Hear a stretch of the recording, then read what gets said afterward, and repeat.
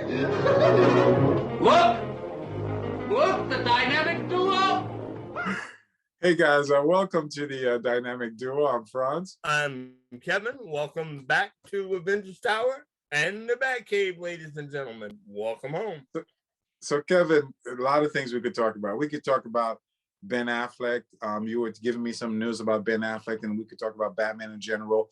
We could do a review of a spoiler review of SpiderMan Far From Home. We could talk about my rant on Thor, which I'm ready to do.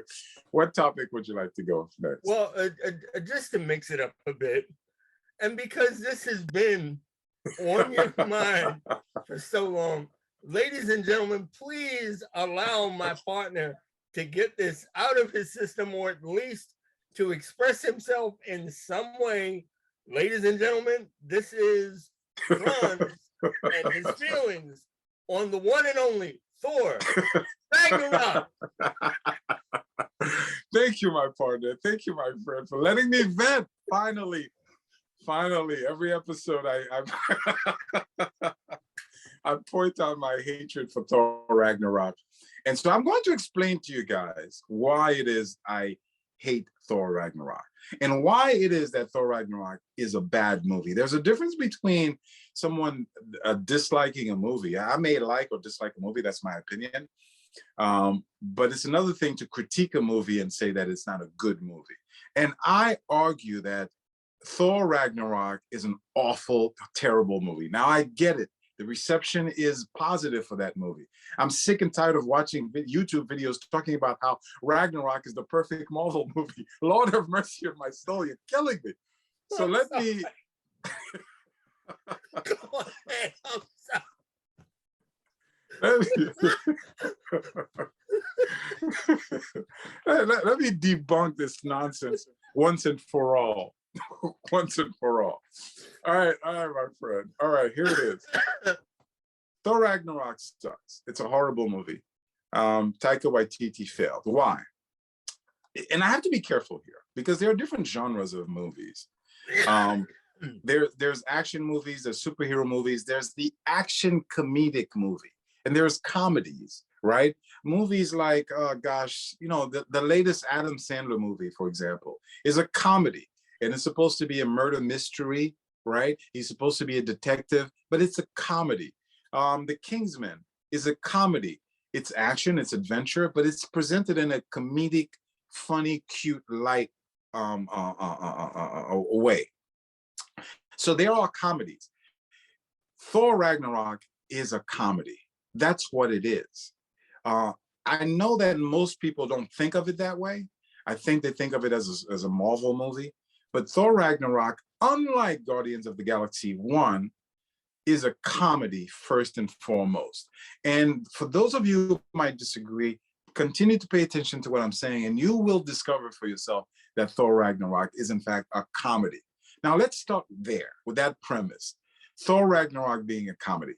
That is sacrilegious.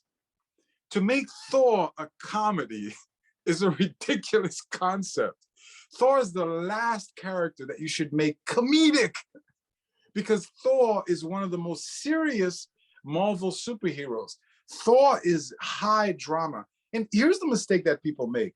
A lot of people don't know Thor. A lot of people haven't read Thor, and they have assumptions about Thor. And I think the primary assumption is that Thor is not actually that good. And so when they come into a Thor movie thinking, oh, this is a silly concept, this is not going to work. Oh, wait a second, it's not bad, therefore it's good. The truth of it is that Thor is one of the best characters in the Marvel pantheon. Thor is a serious character, is a Shakespearean character, full of pathos and mythos and drama. Thor is legitimate. All the way back to the Stan Lee and Kirby years, Thor, the action, the drama that took place in the Thor comic book is real. And Thor was always a heavily serious character. Think Conan the Barbarian. Think in the movie Gladiator, set in the superhero genre. That's what Thor is, okay? So to set that character in a comedic setting is already a terrible injustice. All right, so now what happens? We're watching this movie, and immediately upon the movie starting, we're getting that comedic sense. Thor is captured, he's in a cage, but he's not taking it seriously. Which led me all the way here into this cage where I met you.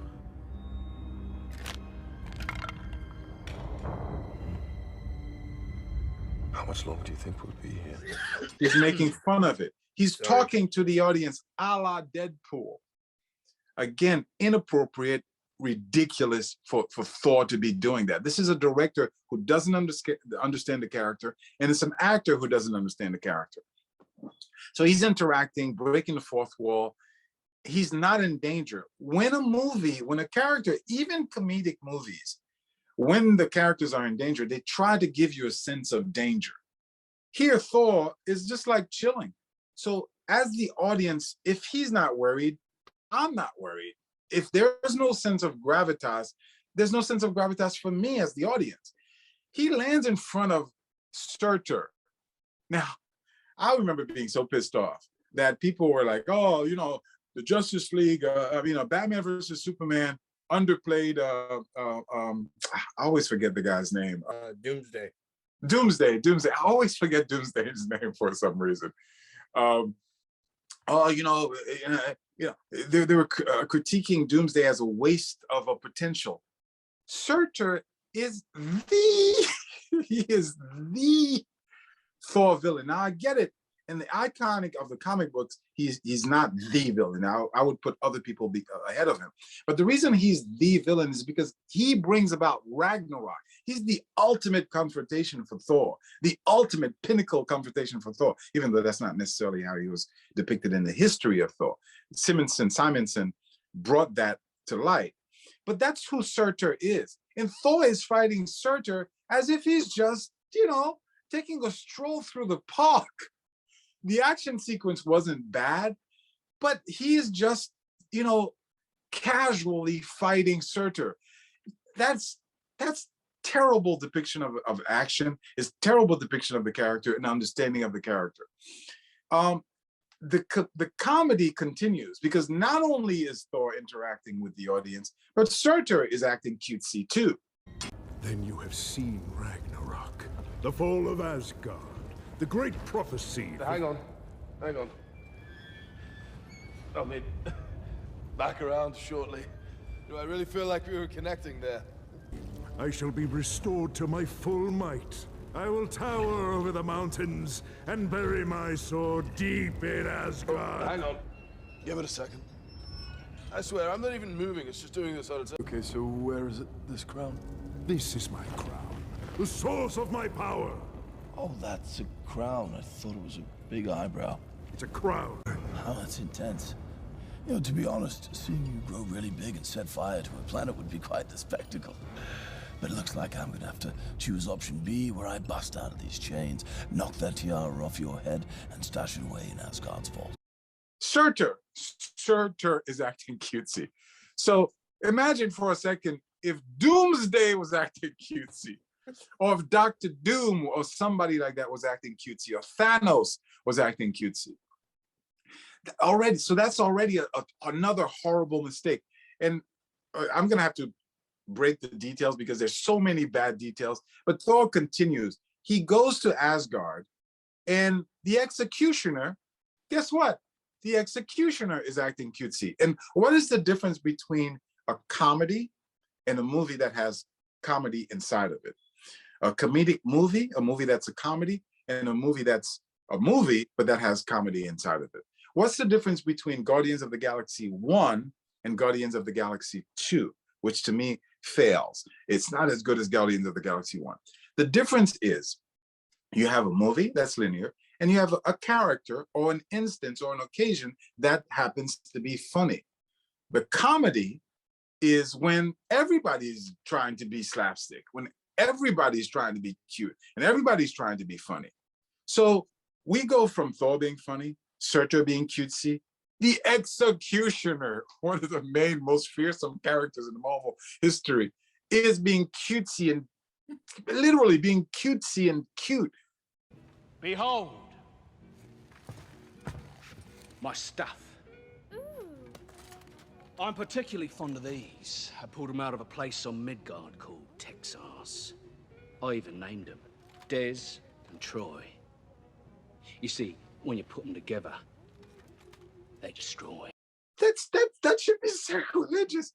You people are going around talking about how, you know, you're upset about Captain Marvel is whatever, she's a female, and you get upset about that, and it exposes your AIW-ism, your anti-inclusivityism, because if you cared about authenticity, you would say, holy crap, what did they do to Surtur? I mean, to Surtur and to Executioner.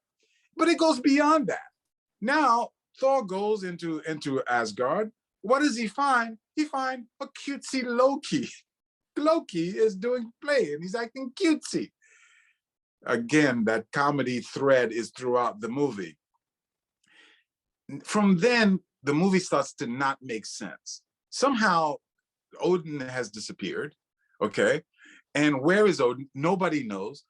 They look for him on Earth, and what? I don't even understand. Did he go to Earth to die? Like, is he running away from Hela? Like, what? Odin is, why would Odin go hide on Earth? Can someone explain that to me? Whether it's to go die or to hide. Why would Odin, the all-powerful, go to Earth in Earth clothes to be hiding from what the hell's happening? Again, this is a complete and utter disrespect of the character, of the history of the character. Now they go to Earth to look for him. And I have to skip, because if I go through every single detail, it's going to take way too long. They go to Earth. Doctor Strange is acting cutesy. Now here's where it goes bad. Hela comes. The only saving grace in the whole movie is the actress who plays Hela. Did a terrific performance, and the look of Hela looked great. But here's where it starts to now break down. All right, you want to talk about nonsense in movies that fail, whether it's a comedy, because even a comedy has to maintain some sense of integrity. All right, so now they're chasing Hela. No, they're running away from Hela. Hela destroys Thor's hammer. They're trying to get back to Asgard. Hela chases them and breaks the thing and launches them into, my friend, the universe. Not into the galaxy, but into the universe. Loki goes one way, Thor goes another way. But it just so happens that within the universe, the multi-billion, trillion galaxies that exist within the universe, they both happen to land in the same galaxy. Okay, I'll accept that. But they both happen to land in the same planet. Oh, that's okay. All right. You know what? Suspension of disbelief. This is a comic book. I'm not going to ask for too much.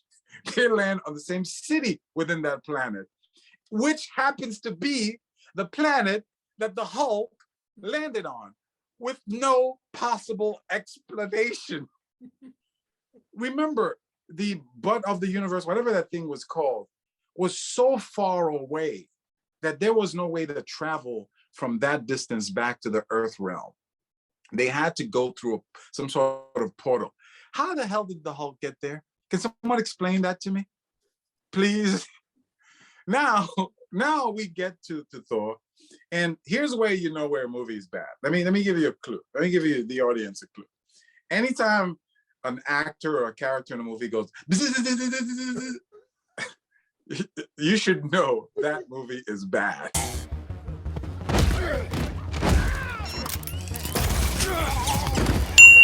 I'm Thor, son of Odin. I need to get back to Asgard. Many apologies, Your Majesty.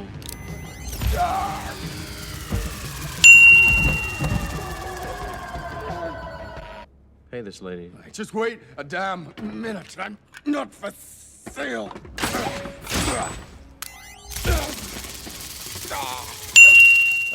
Man, he's a fighter. Listen closely, Your Majesty. This is Sakaar, not Asgard, and I'm a scrapper, not a Valkyrie.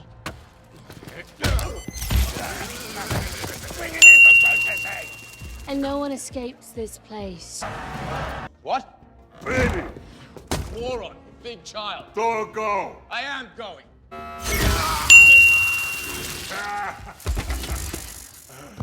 go again. Okay, it's bad directing, it's bad acting, it's bad special effects, it's bad everything. Okay, Thor gets captured by Valkyrie. Okay. Horrible, cheesy acting that disconnects you from the story that's happening within the movie. Where does he gets taken to the same palace that Loki somehow miraculously is already a player in? Wow, that's amazing. That's amazing. I thought they left at the same time. They landed at the same time. How did Loki manage to do all that within that same amount of time, where literally Thor lands and he gets taken to the castle? By the time he gets to the castle, Loki is already consorting with the Grand Master, who, guess what, is also acting comedic. And right now, that's the mindset that I'm in. And you know who I'm blaming? Grandma Simon. Hey, don't interrupt me. Why are you handing me the melt stick? He was interrupting. That's not a capital violation. So now it's a total comedy, but it's nonsensical comedy. It's stupid comedy. I'm sorry. It doesn't work. It's not funny comedy. Deadpool has, Kingsman is funny. It's cool. The impact is great. This was bad delivery comedy. The Grandmaster is acting cute. You're officially pardoned from life.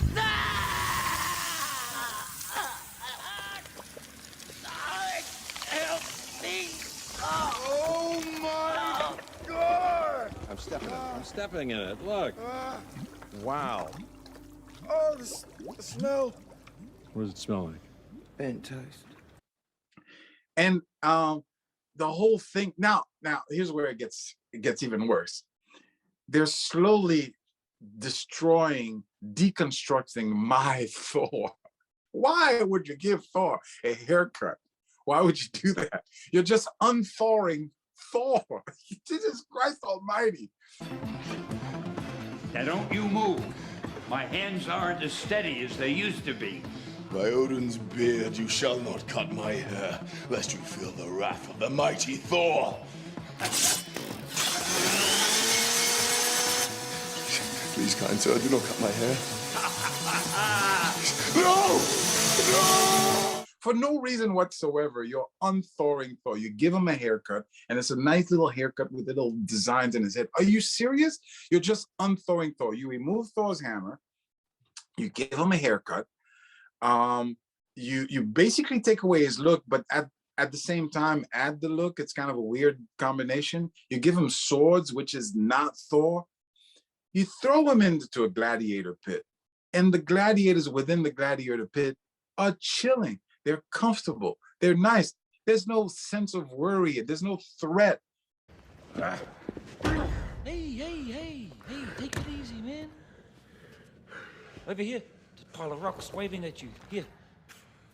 You're a Cronin, aren't you? That I am. How'd you end up in here? Oh, well, I tried to start a revolution, but didn't print enough pamphlets, so hardly anyone turned up, except for my mum and her boyfriend, who I hate. So why should I care as a character? Where has this movie captured me emotionally for me to care about the character? Because the gladiators are just like, cutesy. Now this is where it gets bad. And I'm gonna stop there because I think that I'll make that point.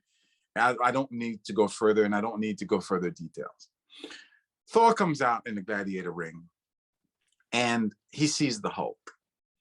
And his reaction is, hey, that's my friend from work.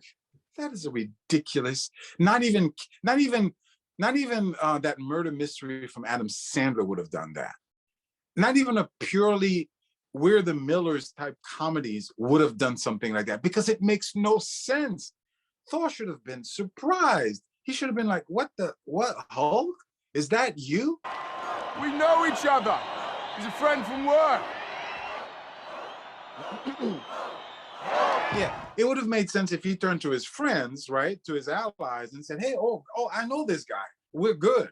But he turns to the Grand Master, the guy who captured him and put him in this gladiator arena for him to be killed. Why is he, hey, no, hey, Grandmaster, capture, that's my friend. Hey, buddy, how are you? Again, nonsensical, illogical, ridiculous situation.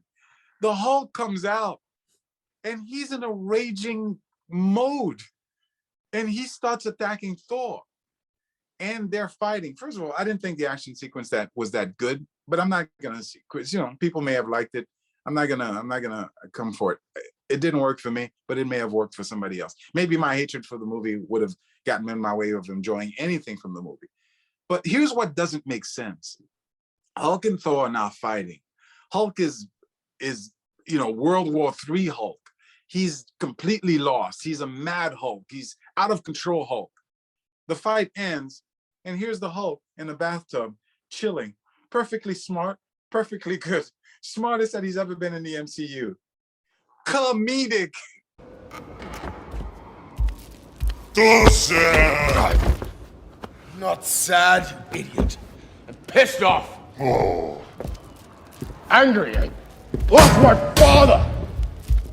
I lost my hammer. Why? You're not even listening. Don't kick stuff!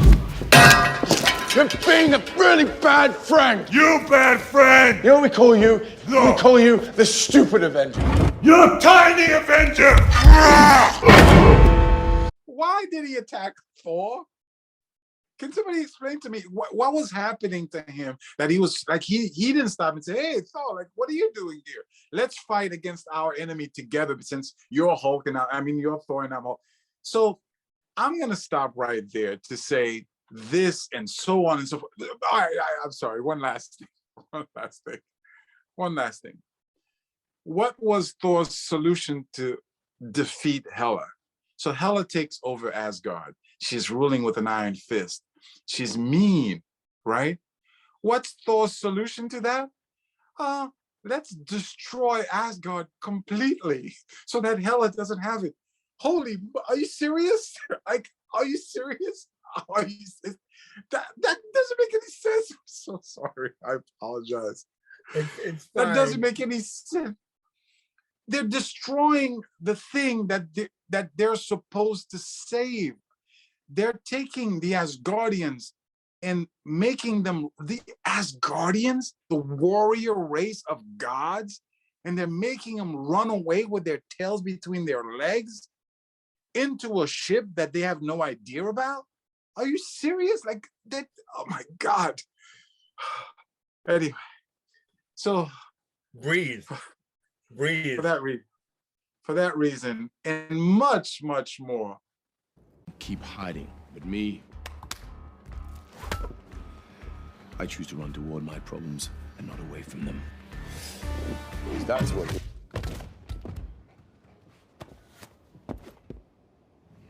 Banner, this is something you should know. Voice activation required. Banner. Welcome, strongest Avenger. What? Ship's log. Thor Ragnarok is a horrible, horrible movie. There, I've said it. What do you think?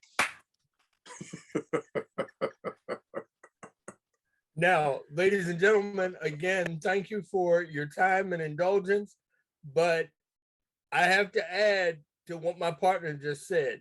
First of all, I agree with you 1,000-fold on pretty much everything you said. Me personally, I think the movie is bad because it's a little bit like what I said about SpiderMan a couple of weeks ago. They had a bunch of ideas, and the primary idea to me wasn't even Thor. Don't get me wrong. What I think they really wanted was to make a Planet Hulk movie, but they weren't set up for it.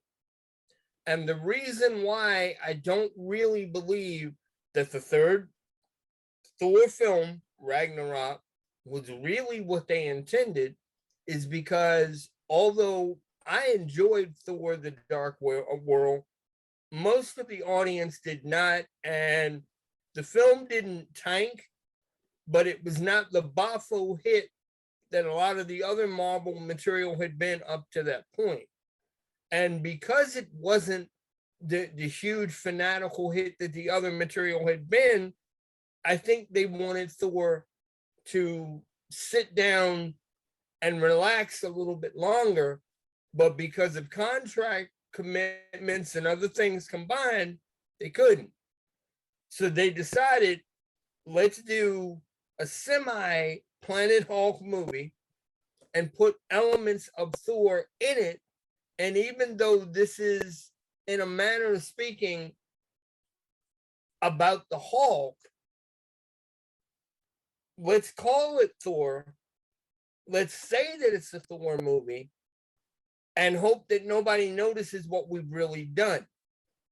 That's point one, in my opinion. Point number two is Chris Hemsworth himself.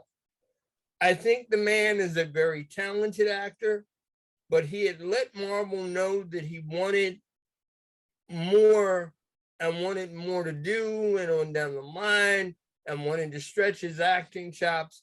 And because of the money that they had garnered from the other material, including Dark World, he kind of figured I can go in and negotiate whatever I want, and they gave it to him. Point three is exactly what you said earlier about Taika Waititi. He didn't understand the character, and at that point, Marvel Studios and all concerned basically said, he's squeezing out a movie. It's part of what we're doing for the palette of films that we've got coming. We need another Thor movie. We're not going to wait. But at the same time, the audience is screaming for a Hulk movie. We don't really have anything planned for Hulk. Just combine both of them. They dropped everything in a blender, hit puree, and they came out with this comedic or not. And the problem was, at the end of the day, as you've said countless times, the film didn't make any sense. It has never made sense to me that basically they did everything you talked about, and in that same space, and I'm not kidding, if you go back and you look at any of the interviews that any of the cast did for that movie, they're not talking about the movie. Nobody is really talking about what they did in Thor Ragnarok.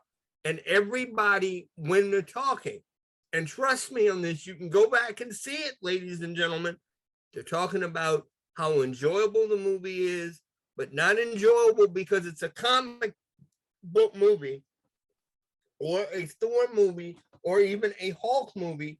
They're talking about it on an enjoyment level because it's funny. So, partner, you are vindicated, and thank you. Let me clap for you, my friend. Let me clap for you. And I swear to God, I'm going to say this publicly. That's why I love you, man. Because you're the only one who gets it, man. You get it. You absolutely get it. You nail it. You expound on things that I didn't even touch on. You're absolutely right. This was a Planet Hulk movie. By the way, people were like, oh, you wasted potential with Dark Knight and Doomsday and Lex Luthor. What a waste of potential of Surtur. What a waste of potential of Planet Hulk, which could have and should have been a wonderful movie. And I'm not going to reiterate the wonderful points that you've already made. Just rewind it. But you get it. You absolutely get it. And that is shameful that somehow, some way, the stupid movie gets credit for ruining my Thor. For me, Thor: The Dark World is a perfect thing for me to talk about, because Thor: The Dark World to me is objectively a good movie. There's nothing wrong with that movie. I don't like it because it doesn't fill the potential of Thor that I envision for myself, but it's a good movie. I can't critique it. The delivery, the acting, the story, it was there. It wasn't there in a way that I recognize. It's the same way that I feel about Far From Home and all the other Tom Holland SpiderMan movies. They're fine movies. I'm just completely disconnected, and I don't care, and I don't like it because of that. But that's a personal taste thing. It's not a critique thing. Thor Ragnarok is a bad movie. Poorly acted, poorly directed, poor action, poor everything, nonsensical story, wasted potential, wasted opportunity. So thank you, my friend, for giving me the opportunity to vent, which I needed to do. The honor is mine. And that's partly why I'm worried about Love and Thunder. Because from what I understand, Love and Thunder, with the exception of the storyline being about Jane Foster and her cancer, it's supposed to be along the same line of what they did with Ragnarok. They've already said it. Yes. I'm worried about this film. So am I. So am I. So am I. Because what do we have? We have, it's a recipe for disaster. And I hate to prejudge things before seeing them. And I always criticize people that prejudge movies prior to them coming out.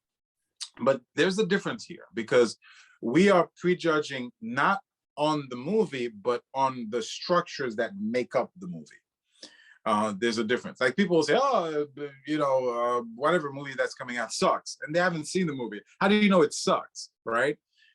This is not what we're not saying Thor Ragnarok sucks, because we don't know. But here's what we're saying. We're saying it's from the same director, Love and Thunder. We're not saying Love and Thunder sucks. We're saying that Love and Thunder is from the same comedic director that made Ragnarok. So if it's also comedic already, that's a negative, because again, Thor is not a comedic movie. And that seems to be the direction where it's going to. Another thing that we're saying is that it's based on a failed concept. She-Thor or Thor girl, or whatever you want to call her, Thor is a failed concept. The female Thor is a failed concept. It didn't resonate with anybody. Why are you giving me something that didn't resonate? And so those two things already spell trouble for me. Spell so much trouble that even if Taika Waititi were to deliver a really good, interesting, well-delivered, well-acted, good story, great action movie with drama and so on and so forth, I still wouldn't like it. While I would recognize that it's a good movie, I still wouldn't like it because you're not giving me Thor. You're not giving me Thor. Right. You know? So, you know, that's why I wouldn't like it. So anyway, all right, man. Thanks, man. I appreciate it. I appreciate it. Guys, listen, let us know if you agree or disagree. Let us know if you love Thor Ragnarok. Let us know if the points that we made make any sense to you. And let us know if we're full of crap and you love what you love, and that's the most important thing. Peace.